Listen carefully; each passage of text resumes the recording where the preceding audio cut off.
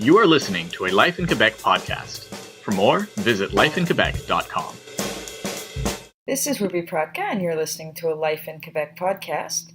The article that you're about to hear is my article, The Demystifiers, which appeared in the December edition of Life in Quebec magazine. Here we go. Vanessa Allard-Morin is an army medic.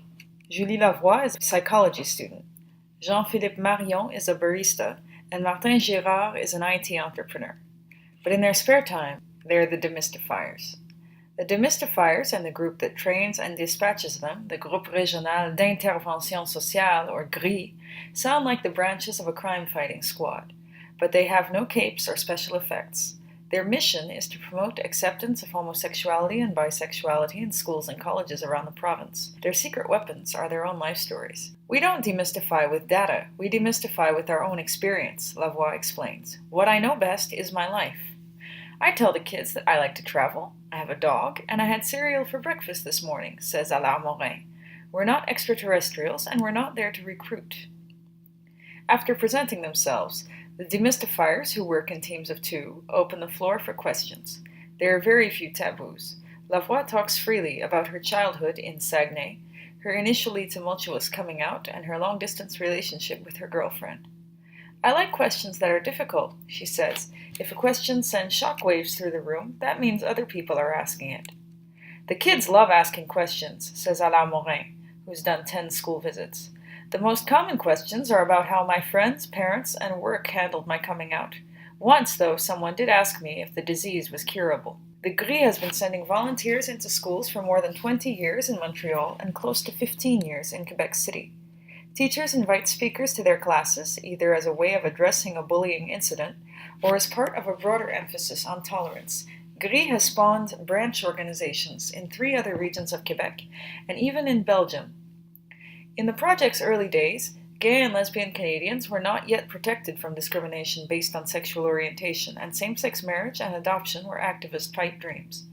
People didn't talk about it in my family or at school when I was growing up, says Martin Girard, who co-organized the group in Sherbrooke and Montreal in the mid-1990s.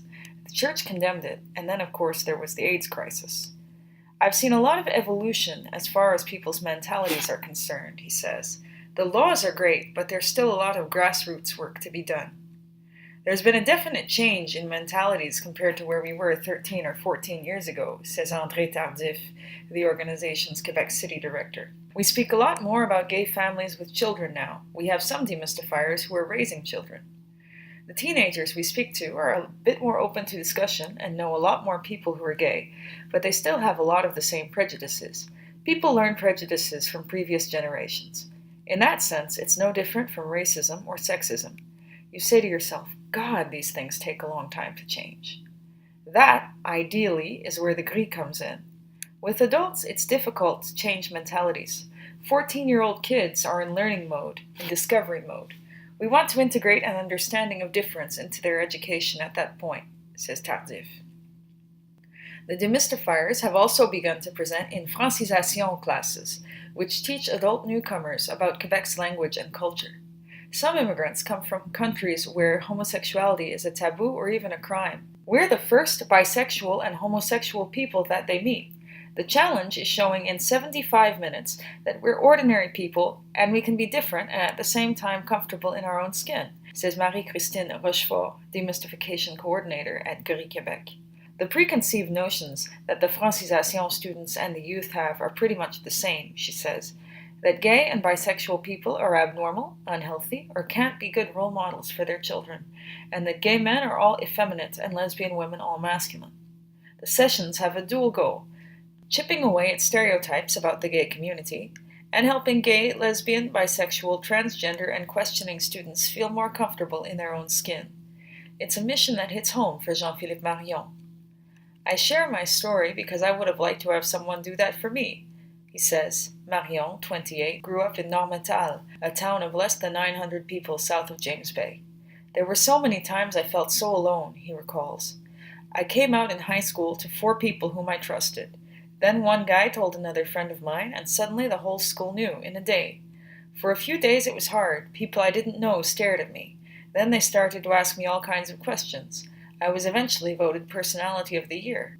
For a while after I came out, I didn't like myself very much, he remembers. I tell the whole story to the kids. I don't mind saying in my presentations that at one point I wanted to die. It feels good to share it, because if there's someone in the class who's like I was, who's suicidal, hating themselves, scared, if I can grab the attention of that one person, maybe they'll like themselves a bit more. I'm pretty sure we, the Demystifiers, have done that. In fact, I'm 100% certain. Julie White is an English teacher at Quebec High School, an Anglophone secondary school in Quebec City. She makes sure her Secondary 1 students hear the presentation every year. They're at the age where they're questioning themselves, and hearing that message of acceptance could provide some comfort, she says. Of course, they, the presenters, talk about homosexuality, but their core message is about accepting others and accepting yourself and being you. The article you just heard is The Demystifiers, which appeared in the December edition of Life in Quebec magazine, written by myself, Ruby Protka. For more, please go to lifeinquebec.com. Have a nice day. Thank you for listening to the Life in Quebec podcast. For more news, commentary, editorials, and opinion, visit lifeinquebec.com/podcast.